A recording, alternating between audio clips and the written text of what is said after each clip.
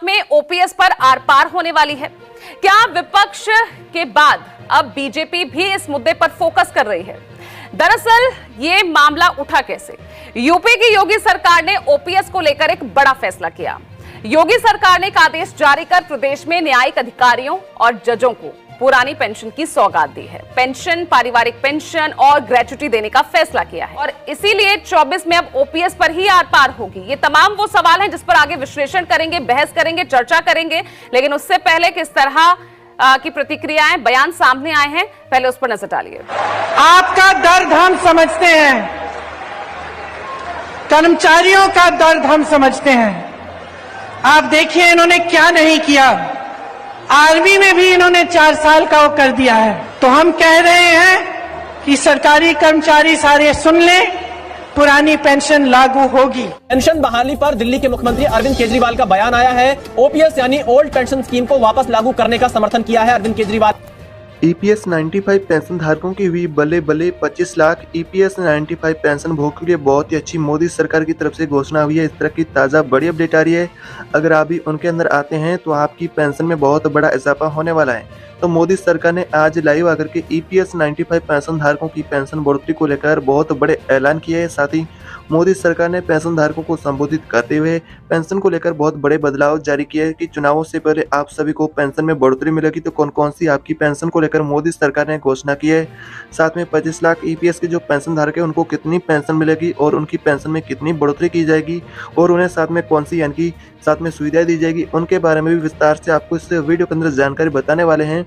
तो आप इस वीडियो को आखिर तक देखते रहिएगा। चैनल पर पहली बार आए तो चैनल को सब्सक्राइब कर दे, पास ही बेल आइकन दिखेगा उसे भी दबा करके ऑल पर प्रेस कर दे ताकि आने वाली ऐसी नई वीडियो आपको सबसे पहले मिले।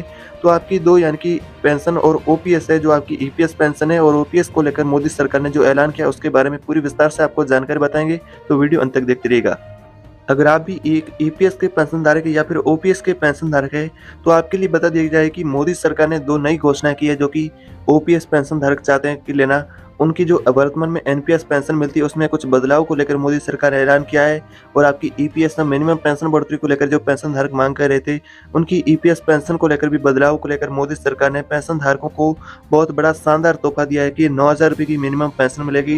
ये 9,000 रुपये की मिनिमम पेंशन धारकों को कैसे पेंशन मिलेगी उसके लिए उनके लिए जो आपकी नियम शर्तें रखी गई उनको आपको पूरा करना होगा और आपको 9,000 रुपये की पेंशन मिलेगी।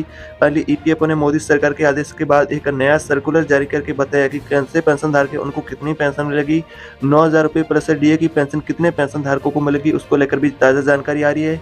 आपको बता दें कि अगर आप 2004 से रिटायर्ड कर्मचारी या फिर 2010 से यानी कि 2015 तक के रिटायर्ड कर्मचारी है तो आपको कितनी पेंशन मिलेगी, इसको लेकर वर्तमान में आपको बता दिया जाए कि अनुमान के आधार पर इस तरह का दावा किया जा रहा है। अगर आप 2004 से रिटायर्ड कर्मचारी, अगर आप यानी कि 75 साल तक की आपकी एज कंप्लीट हो चुकी है और आप वर्द यानी कि पेंशन धारक है माने जाते हैं तो आपको 9,000 रुपये की पेंशन मिलेगी और आपने रेगुलर अगर कंट्रीब्यूशन का यानी कि योगदान दिया है तो आपको यानी कि 9,000 रुपये की पेंशन मिलेगी। इस तरह का अनुमान किया जा रहा है कि 25 लाख के आसपास पेंशन धारक है उनको 9,000 रुपये की पेंशन मिलेगी। साथ में बात करें अगर आप 2010 के रिटायर्ड कर्मचारी है, आप सोच रहे हैं अगर हम 2004 से बाद रिटायर्ड कर्मचारी या फिर 2004 से पहले है उनको कितना फ़ायदा मिलेगा, उनको भी उस हिसाब से मिलेगा जितनी एज हुई है और उस हिसाब से अगर आपको मिनिमम और मैक्सिमम के तौर पर माना जाए तो आपको यानी कि अगर आप 2004 से रिटायर्ड है तो आपको 9,000 रुपये की पेंशन आसपास मिल सकती है, उससे कम ज़्यादा भी हो सकती है।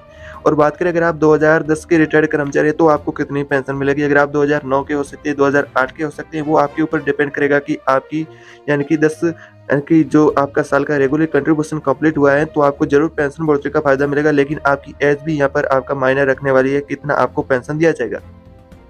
अगर बात करें 2010 के कर्मचारियों को तो उनको 7,500 रुपये की पेंशन मिल सकती है। लेकिन वो कर्मचारी अगर आप एज यानी कि आपकी 70 से लेकर के 60 या फिर 65 वर्ष के आसपास की यानी कि आपकी एज है मिनिमम या मैक्सिमम उसके पास तो आपने रेगुलर कंट्रीब्यूशन किया है तो आपको यानी कि 7,500 रुपये की पेंशन मिल सकती है। अगर आप 2015 के रिटायर्ड हैं यानी कि 2015 के रिटायर्ड कर्मचारी है तो आपको 5,000 रुपये की पेंशन मिलेगी। अगर आप 2015 के रिटायर्ड कर्मचारी है अभी तक आपका यानी कि समय 2000 यानी कि 15 से रिटायर्ड कर्मचारी उनका समय कम ही हुआ है।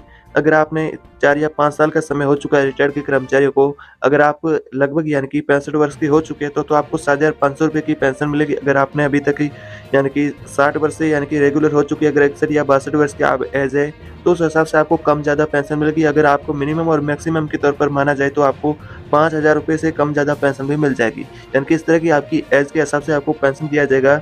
और बात करें आपकी महंगाई भत्ते को लेकर, तो महंगाई भत्ते को लेकर भी अपडेट आ रही है और आपकी अन्य जो सुविधाएं वो भी आपको इस आधार पर दिया जाएगा।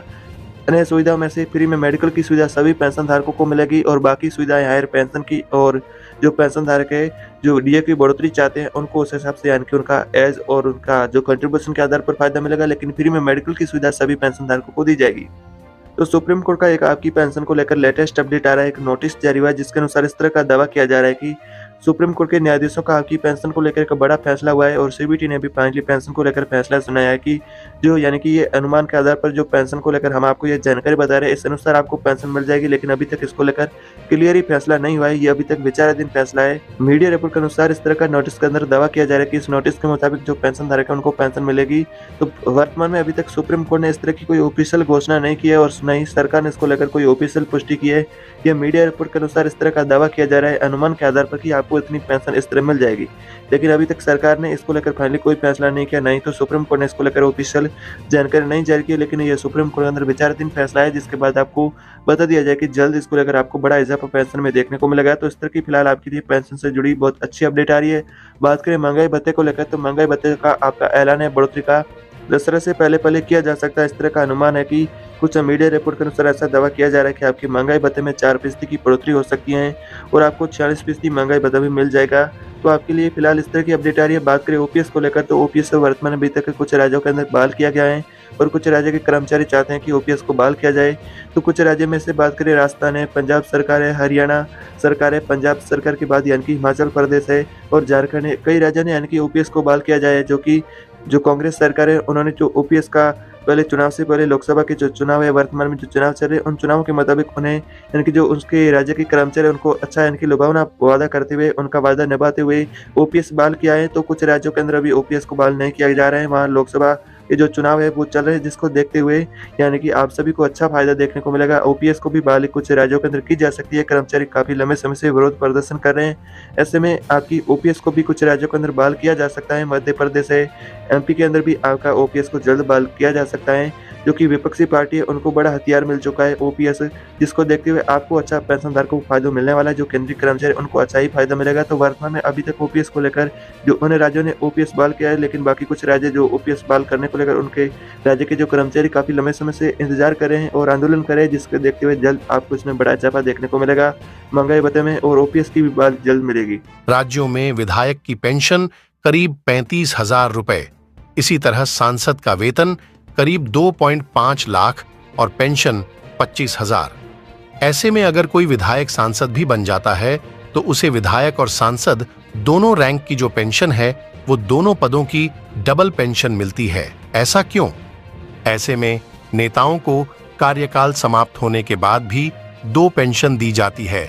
इसके खिलाफ इंदौर हाई कोर्ट में याचिका दाखिल की गई थी। अब इस याचिका पर हाई कोर्ट ने केंद्र सरकार और राज्य सरकार को नोटिस जारी करके जवाब मांगा है।